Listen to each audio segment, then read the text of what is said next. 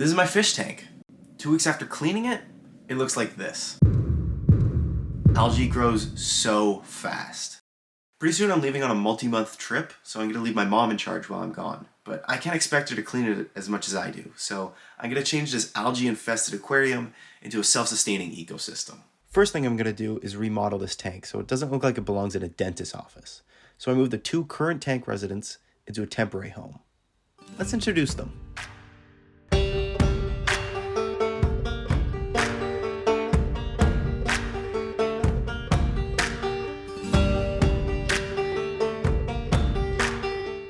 Now that you met the clients, let's start the remodel. I covered the blue gravel with this black Japanese volcanic dirt and then returned the Java fern to the center of the tank. Now I just need something that'll take up some more vertical space. Last summer I was at the beach and grabbed some driftwood, which will be perfect, but you can't put that into the tank without treating it. So here's past Kyle to explain why I boiled the wood. There's going to be a lot of things called tannins, which is going to turn aquarium water brown. Boiling is going to help get rid of that. And it'll also kill any bad bacteria, or if there's like bugs in the wood, which definitely don't want, they'll kill those as well. After I got the wood into a place where I was happy, I filled the tank, moved the fish back, and watched as they settled in.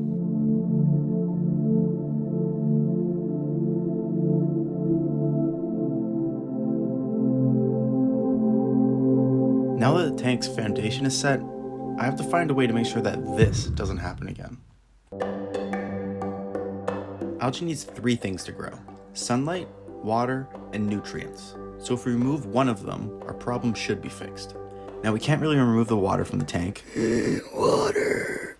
We could have less light, then there wouldn't be as fun to look at, and the Java fern that's already in there would probably die. So that just leaves the nutrients. The best way to get rid of nutrients is to add a bunch of plants. I put a bunch of fertilizer into the soil to help new plants establish themselves and started planting.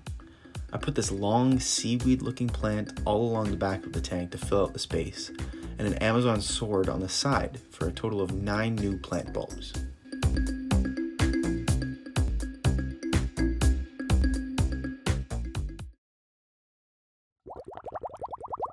Food is starting to build up in the tank. I know I can make the adjustment and feed the fish less, but I can't guarantee that my mom will do that while I'm away. So I need to find something that'll scavenge the tank. These 2 guys got to work right away. As soon as I dropped them in the tank, they started sucking on the gravel, sucking on the leaves, sucking on the glass. They might be my new favorite part of the tank. Surprisingly to me, they have very different personalities. The orange one is quick, courageous, always has his tentacles flying everywhere searching for food, while the gray one is much more timid, barely poking his tentacles out of his shell to look around. Interesting fact about mystery snails is that they can change their sexual organs when they feel the need. So maybe in a couple months, oh my god, maybe in a couple weeks, I'll have some babies crawling around. Now these guys are doing a great job of cleaning the tank, but just in case the task gets too tall while I'm gone, I'm bringing in some backup.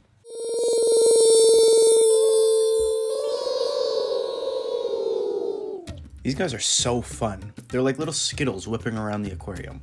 They do the same thing as the snails, filter through all the extra food scraps, but with so much more energy. Once they settled into the tank, it was a bit harder to find them because they would just hide in the plants away from the fish. But you can always find them hanging out by the filter. As I was researching the shrimp, I found out that there's an entire shrimp breeding hobby. When in the right conditions, cherry shrimp breed like crazy, which allows people to get pretty custom with it. Breeders will pick out shrimp with the best color and move them to separate tanks so that they breed with each other and have even better color. It's so serious that there's grading systems. And this doesn't just stop at red shrimp. I mean, look at all of these. This has got me wanting to build a shrimp-only tank in the future, but for right now, I'm happy with the red ones I have. And hopefully they start to breed so I can build a little shrimp army. The tank is looking great. 2 weeks, no algae. Everything is working as it should.